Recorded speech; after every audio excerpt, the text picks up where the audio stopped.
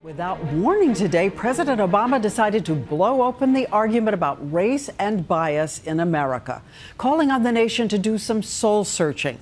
And 6 days after the verdict, getting personal and saying he could have been Trayvon Martin. Afterwards, people across the country posted these images side by side. And now ABC's Jim Avila has this seismic moment at the White House today.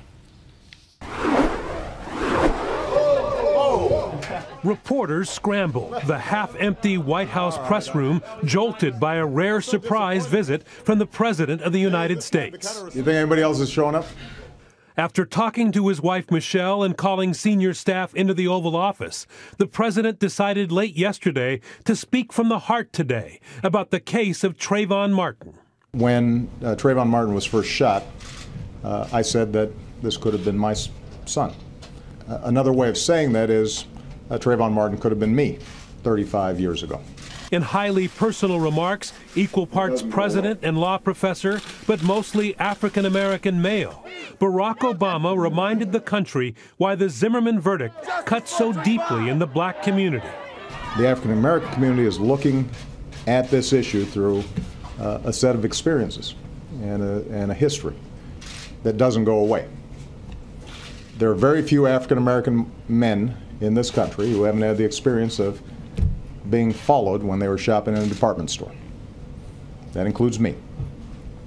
Obama did not challenge the verdict, but did talk about how life experiences make African Americans question whether they are treated equally in the eyes of the law. And that all contributes, I think, to a sense that if a white male teen was involved in the same kind of scenario, that from top to bottom, both the outcome and the aftermath might have been different. The president suggesting more could be done. Police training to avoid racial bias. A review of stand your ground laws the administration says may promote rather than prevent gun violence. And the bolstering of the self-esteem of young black men. And then finally, I think it's going to be important for all of us to do some soul searching. In the end, President Obama went personal again, heartened by the racial progress he sees from his daughter's generation. You know, when I talk to Malia and Sasha, and I listen to their friends, and I see them interact, they're better than we are. Finally invoking the Constitution itself as the nation continues a 230-year struggle with diversity. You know, we're becoming a more perfect union, not a perfect union. The president came to the press room carrying only notes, no script. There was no teleprompter. His aides say he was speaking from the heart.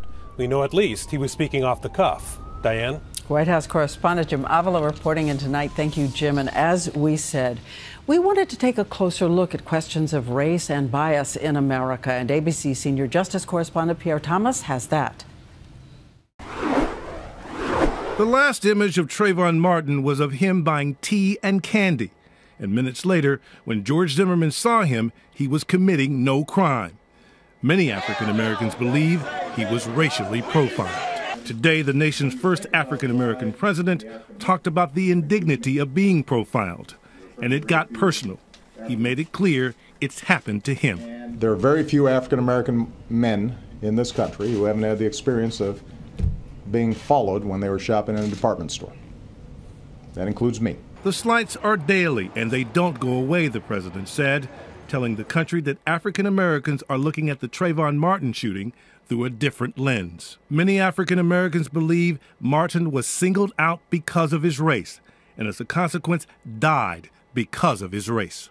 I don't want to be like Trayvon Martin's mom, burying my child. When we talked to middle-class African American mothers last year in the wake of Martin's shooting, they told us they worried about their sons being unjustly targeted and that they had to teach their boys how not to be profiled. I tell them, always, you have to keep your hands out of your pocket because people will perceive that as threatening, or they may think that you've stolen something. It's a long-standing problem. In 1991, ABC News conducted an experiment where we sent a black man and a white man into a record store. The black man was followed by the store clerk. The white man was ignored. And it's still happening. Racine's honor student son talked about being feared, prejudged. Sometimes when I'm riding the metro, like, I'll walk right by somebody and they'll kind of like tighten up. Today, Racine reacted to George Zimmerman's acquittal. Sad, heartbroken. And this image circulating on the internet is asking a profound question. Would things have been different if Trayvon Martin were white and George Zimmerman black? Tomorrow, expect major demonstrations across the country. Diane. Pierre Thomas, thank you so much. Now the president in this fray.